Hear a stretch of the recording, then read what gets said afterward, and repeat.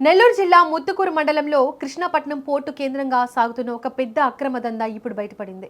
ఎన్నో ఏళ్లుగా పచ్చని పంటలతో మంచినీటి వనరులతో ఉన్న ఈ ప్రాంతంలో ఇప్పుడు నీటి చుక్క కోసం జనం అల్లాడిపోతున్నారు.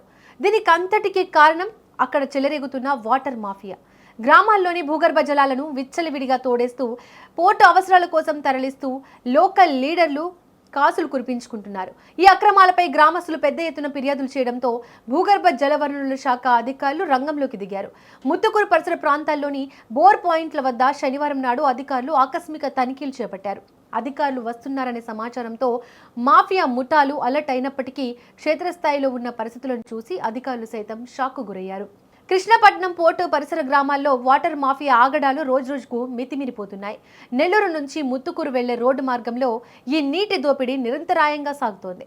స్థానిక రాజకీయ నాయకుల అండదండలతో కొందరు బోర్ల ద్వారా భూగర్భ జలాలను విచ్చలవిడిగా తోడేస్తున్నారు. రోజుకు సుమారు 50 నుంచి 70 ట్యాంకర్ల నీటిని ఇక్కడి నుంచి అక్రమంగా తరలిస్తున్నారు. స్థానికంగా బోర్ పాయింట్స్ ఏర్పాటు చేసి కేవలం 800 రూపాయలకే ట్యాంకర్ నీటిని కొనుగోలు చేస్తున్న ఈ మాఫియా నేతలు దాన్ని పోర్టు అవసరాల కోసం ఏకంగా 2000 రూపాయల వరకు అమ్ముకుంటూ భారీగా లాభాలు గడిస్తున్నారు. ఈ నీటిని పోర్టులోని పారిశ్రామిక అవసరాలతో పాటు అక్కడికి వచ్చే అంతర్జాతీయ షిప్ల అవసరాలకు కూడా సరఫరా చేస్తున్నట్లు సమాచారం అందుతోంది. ఈ విచ్చలవిడి తోడేత కారణంగా ముత్తుకూరు దాని చుట్టుపక్కల గ్రామాల్లో భూగర్భ జలాలు ఏకంగా 30 అడుగుల మేర కిందికి పడిపోయాయి. ఒకప్పుడు స్వచ్ఛమైన తీపి నీరు వచ్చే బోర్లలో ఇప్పుడు పూర్తిగా ఉప్పు నీరు వస్తోంది. తాగేందుకు పొలాలకు మంచి నీరు దొరక్క స్థానిక ప్రజలు తీవ్ర ఇబ్బందులు పడుతున్నారు. ఈ ఉప్పు నీరు వల్ల పచ్చని పంట పొలాలు కాస్త ఎండిపోయి బీడు భూములుగా మారుతున్నాయి. తమ జీవనాధారమైన వ్యవసాయం దెబ్బతినడంతో ఆగ్రహం వ్యక్తం చేసిన గ్రామస్తులు, రైతులు కలిసి ఉన్నతాధికారులకు ఫిర్యాదు చేశారు. ఈ ఫిర్యాదులపై స్పందించిన జిల్లా భూగర్భ జలవనరుల శాఖ అధికారులు ముత్తుకూరు మార్గంలో ఆకస్మిక తనిఖీలు నిర్వహించారు.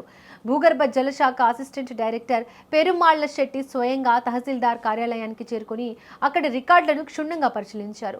అనంతరం తహసీల్దార్ స్వప్నతో పాటు విద్యుత్ శాఖ ఏఈ అక్బర్తో కలిసి ఆయన ప్రత్యేకంగా సమావేశమయ్యారు. అక్రమ బోర్లకు విద్యుత్ కనెక్షన్లు ఎలా ఇచ్చారనే కోణంలో కూడా విచారణ జరిపారు. అనుమతులు లేకుండా వాణిజ్య అవసరాలకు నీటిని తరలిస్తున్న బోర్ పాయింట్లను గుర్తించారు. రెవెన్యూ అధికారులతో మాట్లాడి నివేదిక సిద్ధం చేశారు. ఈ తనిఖీల అనంతరం భూగర్భ జలశాఖ ఏడీ మీడియా ప్రతినిధులతో మాట్లాడారు. నిబంధనలకు విరుద్ధంగా నీటిని తరలిస్తున్న వారిపై కఠిన చర్యలు ఉంటాయని, పూర్తిస్థాయి నివేదికను ప్రభుత్వానికి సమర్పిస్తామని ఆయన వెల్లడించారు. ఈ తనిఖీలతోనైనా వాటర్ మాఫియా దోపిడీకి అడ్డుకట్ట పడుతుందో లేదో చూడాలి.